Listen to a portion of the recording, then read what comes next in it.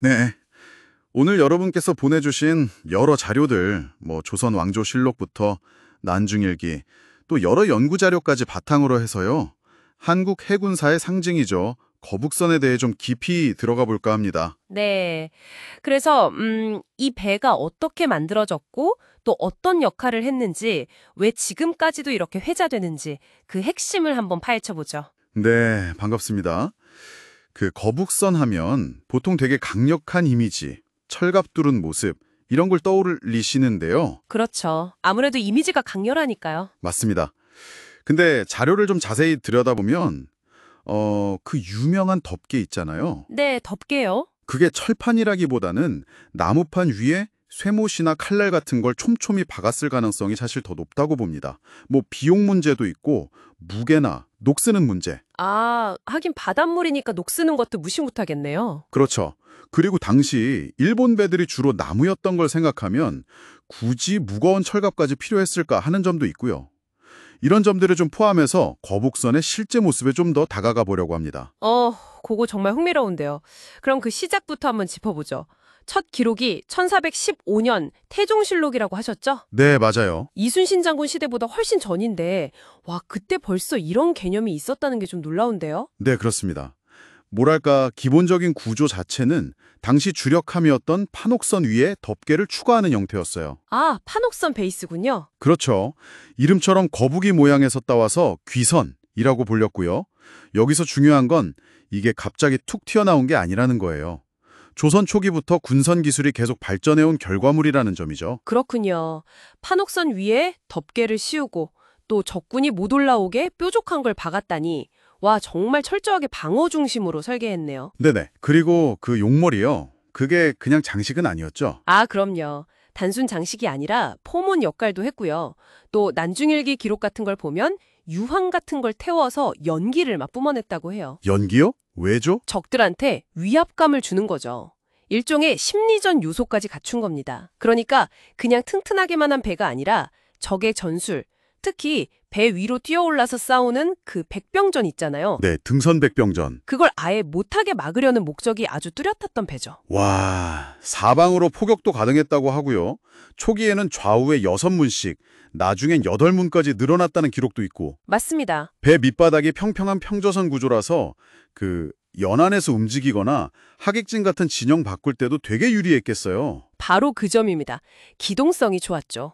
이순신 장군이 이 구조를 더 개량해서 임진을 한 타직이 정말 직전 1592년 3월에 진소하고 4월에 포시험까지 마쳤다는 건 아휴, 정말 시기적으로도 대단했죠. 네, 정말 타이밍이.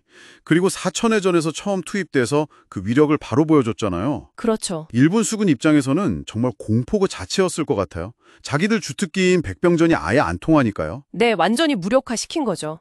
주로 돌격하는 선봉 역할을 맡았기 때문에 그렇게 많은 수가 필요했던 건 아니고, 기록상으로는 한 3척 정도, 본영, 방답, 순천 소속으로 언급이 됩니다. 아, 3척 정도만 운영되었군요. 네. 근데 안타깝게도 이 강력했던 거북선들이 1597년 칠천량 해전에서 전부 손실되고 맙니다. 아, 근데 여기서 또 흥미로운 점이 있어요. 전쟁이 끝난 후에도 거북선은 계속 만들어졌다는 사실이에요. 오, 정말요? 임진왜란 때만 활약한 게 아니었군요. 네. 시대가 지나면서 크기가 좀 더 커지기도 하고, 18세기 기록을 보면 탈착식 방패가 달린다거나 선수, 그러니까 뱃머리 모양이 좀 더 뾰족하게 개량된다거나 하는 변화들이 나타납니다. 1751년에는 박문수가 배가 너무 커져서 운용이 좀 어렵다 이렇게 지적할 정도였다니 후기 거북선은 처음 모델하고는 꽤 달랐을 수도 있겠나요? 네, 그럴 가능성이 높죠. 1808년 기록에도 여전히 통영수군에 있으면서 위협적인 존재로 인식되었다는 걸 보면 뭐랄까 거북선이라는 이름 자체의 상징성 같은 것도 상당히 컸던 것 같습니다. 그렇죠. 승조원은 대략 한 152명 내외로 추정하는데요. 장교, 사수, 화포수 빼고도 노젓는 격군만 한 80명에서 90명 정도 됐으니까 꽤 많은 인원이 탔죠. 와, 생각보다 많네요. 네. 초기에는 판옥선보다 약간 작았을 수도 있는데 점차 후대로 가면서는 확실히 커지는 경향을 보입니다. 현대에 와서는 또 우리에게 친숙하잖아요. 옛날 500원 지폐나 5원짜리 동전 도안으로도 쓰였고 맞아요, 맞아요. 복원 노력도 꾸준히 있었고요. 뭐 칠천도 근처에서 침물선을 찾으려는 노력도 계속하고 있다고 하니까 언젠가는 실제 유물을 볼 날도 오지 않을까 싶기도 하고요. 네, 기대를 해봐야죠. 다만 좀 아쉬운 건 주요 기록들이 대부분 우리 측 사료에만 있고 동시대 중국이나 일본의 공식 기록에는 거의 안 나온다는 점, 이게 좀 연구의 한계일 수도 있겠어요. 네, 그게 좀 아쉽죠. 뭐 17세기에 그려진 걸로 추정되는 그림이 하나 있긴 합니다만 교차 검증할 외국 기록이 부족한 건 사실입니다. 자, 그럼 오늘 거북선에 대한 자료들을 쭉 훑어봤는데요. 핵심을 좀 정리해보면 이렇겠네요. 덮개랑 쇠모트로 내부 병력을 보호하고 사방으로 포를 쏠 수 있었고 연기 같은 심미전까지 구사하면서 결정적으로 적의 주력 전술인 배 위로 올라타는 공격을 막아낸 아주 독특하고 효과적인 돌격선이었다. 네, 정확합니다.